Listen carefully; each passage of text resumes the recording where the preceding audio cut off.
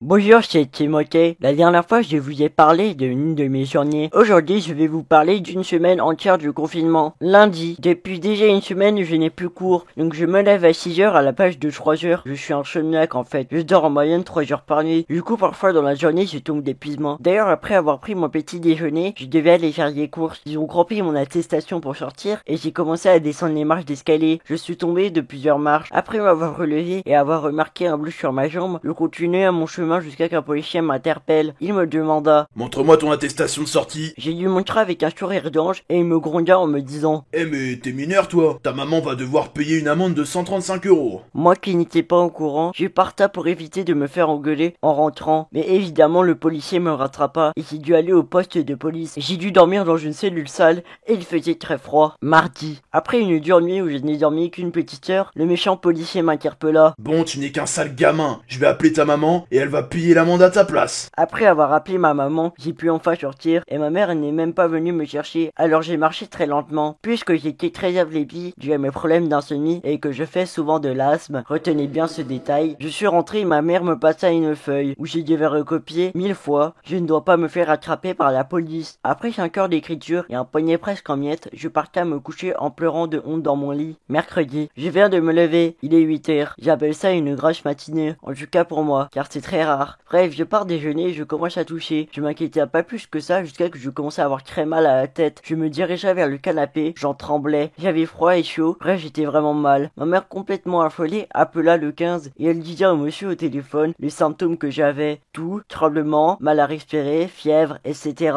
Il me diagnostiqua une suspicion du coronavirus. 15 minutes après, les secours arrivent, enfin. Ils me prennent en charge avec de grandes blouses et un masque visage. 20 minutes plus tard, j'arrive à l'hôpital Saint-Gilbert du Peuple et on me met dans une petite pièce isolée. Les médecins m'endorment et juste avant fit le test pour savoir si j'étais atteint du coronavirus. Jeudi, les médecins m'annoncèrent la triste nouvelle: j'étais malade. Je suis couché dans le lit de l'hôpital à observer le mur en me demandant qui m'a infecté et je pense que c'est le policier ou un ancien détenu de la cellule où j'étais. La journée se faisait longue et pénible. En pleine journée, je commençais à tomber dans les pommes. La dernière image que j'ai vue, c'était les infirmières. Vendredi, Je me réveille en touchant du sang. Je crois que c'est bientôt la fin. Je vois flou. Mes yeux sont fatigués. Puis d'un coup, je tombe du lit d'hôpital. Le tube qui était dans ma bouche s'enlève d'un coup. Je m'endorme à jamais.